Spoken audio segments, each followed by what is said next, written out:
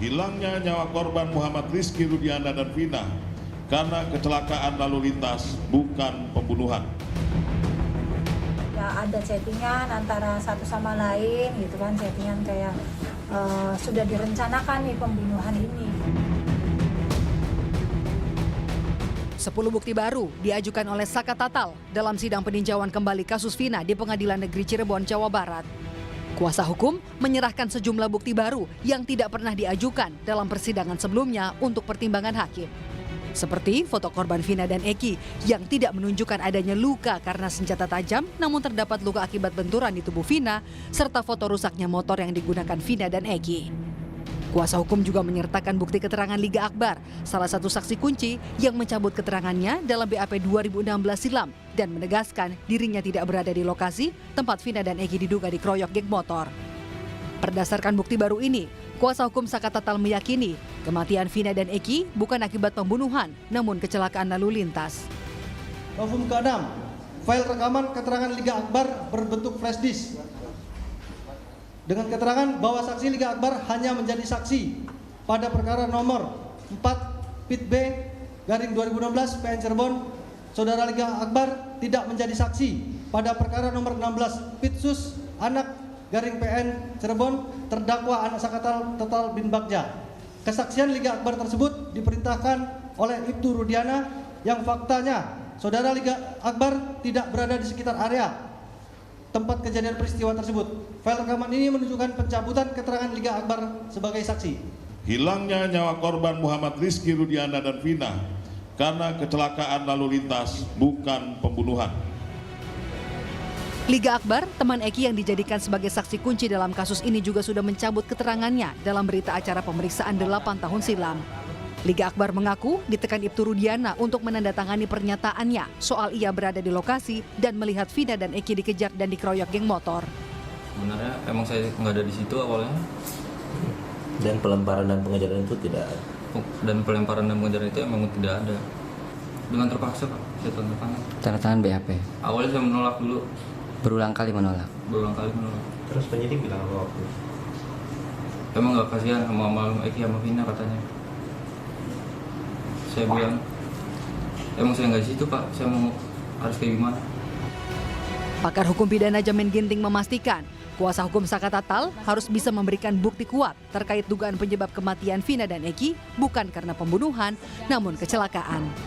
Ya, menurut saya, kalau mau meluruskan ini, silakan gitu ya. Jadi kita berdasarkan bukti, berdasarkan fakta hukum yang ada untuk menentukan. Sekarang kan sudah ada ide sebetulnya kuasa hukum mengatakan, loh ini kembali kepada laka lantas, bukan kejahatan. Oke. Nah kita sekarang buktikan aja nanti kita apakah ini kejahatan laka lantas. Karena bukti crime investigation, scientific crime evidence-nya nggak ada gitu. Dihadapkan dengan sejumlah keterangan saksi kunci kasus Vina yang mencabut kesaksiannya, polisi mengatakan akan memeriksa bukti soal laporan dugaan kesaksian palsu Dede dan Aep. Adanya sejumlah kejanggalan di kasus Vina memunculkan dorongan polisi untuk mengeksaminasi kasus pembunuhan 8 tahun lalu. Tim Liputan, Kompas TV. Selamat pagi saudara, Anda menyaksikan Breaking News Kompas TV bersama saya Putri Oktaviani. Rencananya hari ini saudara Pengadilan Negeri Cirebon, Jawa Barat akan menggelar sidang lanjutan PK Saka Tatal dengan agenda termohon yang akan menanggapi memori PK Saka Tatal. Pagi hari ini kami sudah bersama dengan Heri Firmansyah, pakar hukum pidana. Selamat pagi Pak Heri. Selamat pagi, Assalamualaikum Mbak Okta. Waalaikumsalam warahmatullahi wabarakatuh. Pak Heri, kita kemarin kan juga sudah tahu bahwa PK Saka Tatal sudah dimulai sejak 2 hari lalu. Nah, apa yang bisa dicermati? Mungkin kita review sedikit soal sidang PK yang kemarin. Seperti apa yang bisa dicermati dari itu dengan novum baru dan lain-lain? Ya, yang pasti utamanya adalah novum baru tadi itu ya. Bahwa bicara tentang novum atau alat bukti baru, itu juga akan diperkuat nanti dengan beberapa keterangan saksi dan keterangan ahli.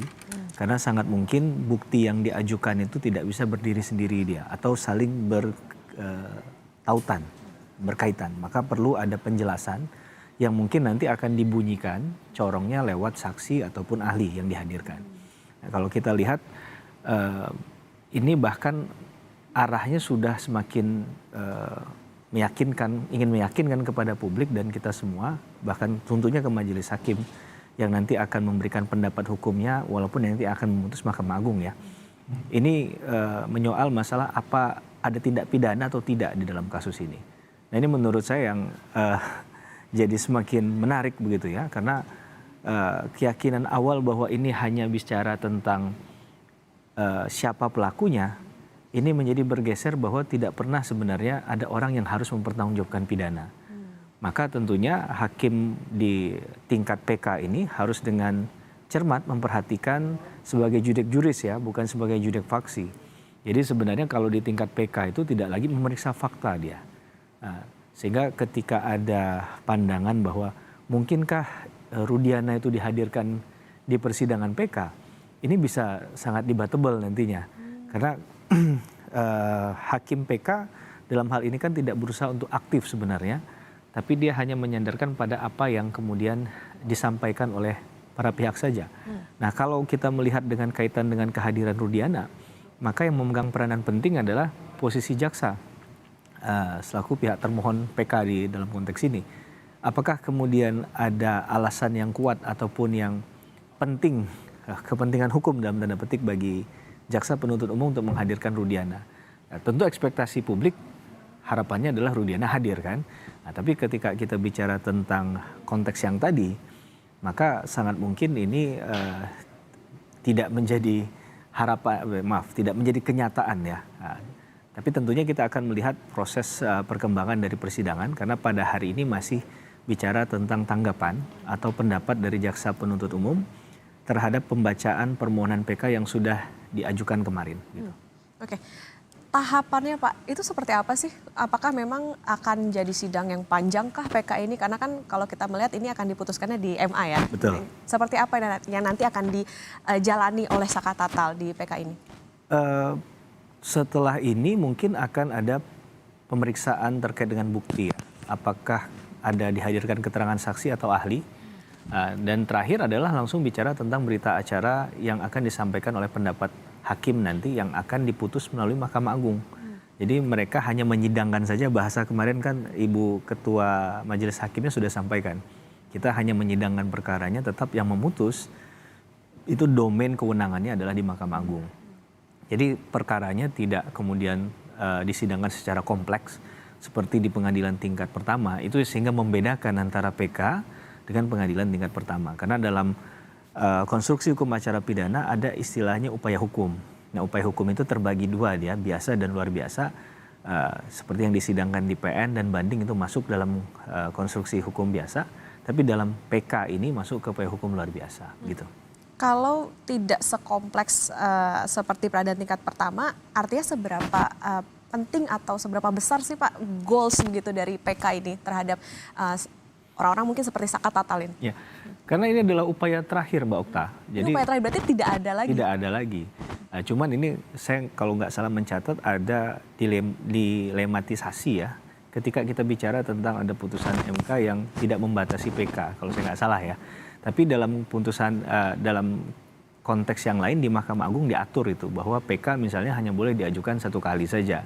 Nah ini kan bicara satu kepastian hukum di tingkat Mahkamah Agung, di putusan Mahkamah Konstitusi itu menyoal masalah bahwa ketika orang ingin mencari keadilan jangan dibatasi.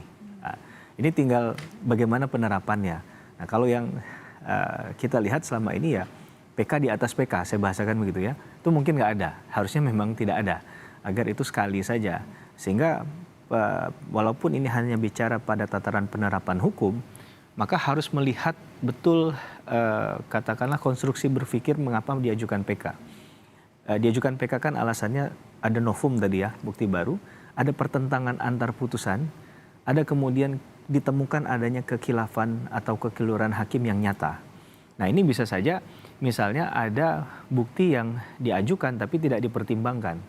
Atau misalnya ada saksi yang kunci sebenarnya yang bisa kalau dia dipertimbangkan dalam putusan kemarin itu bisa merubah isi putusan tapi tidak kemudian disertakan atau dilibatkan dalam pengambilan keputusan. Maka bisa dikatakan kekhilafan. Nah, bicara kekhilafan juga itu kan berarti konstruksinya tidak sengaja, ya, bukan kesengajaan. Sehingga kita jangan melihat anasirnya terlalu jauh ya. Apalagi sekarang ada kasus Ronald Tanur itu ya, yang heboh juga viral karena putusannya bebas. Nah, ini juga kita menjaga jangan langsung melihat isi putusannya, karena sistem peradilan pidana itu ada 3 level, Mbak Okta. Ada tingkat penyidikan, kalau di yang umum biasanya ada di kepolisian, penuntutan di kejaksaan, dan juga bicara tentang pemeriksaan dan memutus perkara itu di pengadilan. 3 ini harus benar semua. Nah, kalau dalam kasus mengapa kemudian diajukan PK, jangan-jangan pemeriksaan fakta, kelengkapan fakta, penyediaan bukti itu tidak profesional. Sehingga kemudian ditemukanlah seperti kasus Peggy Setiawan sebelum masuk ke PK Saka Tatal itu ya kan saling berkaitan ini. Itu kemudian ternyata kalah tuh Polda Jabar melawan Peggy Setiawan. Nah, ini berarti kan ada sesuatu yang salah yang harus diperbaiki dari pendekatan mekanisme prosedural. Jangan sampai anggapannya karena ini sifatnya prosedural, ya sudah biasa saja begitu. Dia nggak paham bahwa implikasinya luar biasa. Apalagi kalau kita tarik lebih jauh lagi, ini bisa bicara tentang kepercayaan hukum masyarakat terhadap hukum itu sendiri. Jangan-jangan orang beranggapan bahwa orang yang dihukum karena kasus Peggy Setiawan dan lain sebagainya ini mulai berpikiran orang yang dihukum di lapas itu tidak semua orang yang bersalah, jangan-jangan. Jangan-jangan ada prosedur hukum yang dipaksakan, yang diabaikan, sengaja tidak dibuat secara sungguh-sungguh. Ya, bahasa saya sungguh-sungguh agar ini tidak kemudian mengatakan bahwa ada indikasi oknum yang bermain dengan kesengajaan. Tapi kalau kita bicara dalam profesionalisme, proporsionalitas, itu yang harusnya dilakukan oleh penegak hukum agar tidak terjadi lagi kasus-kasus semacam ini. Dan harusnya juga dibaca datanya. Apakah di tingkat PK itu berapa jumlah perkara yang sudah sampai di tingkat PK agar ini bisa kita perbaiki. Berarti ada yang salah dengan penerapan fakta di persidangan di bawahnya. Ini agar jangan sampai terlalu besar banyak perkara yang menumpuk di kasasi, di PK begitu. Oke, artinya ini bisa jadi pertaruhan lah ya Pak ya terkait dengan trust dari masyarakat juga soal. Sepakat, Mbak Okta. Ya, nanti kami akan lanjutkan usai jeda Pak Heri. Jadi tetaplah bersama kami saudara di Breaking News Kompas TV.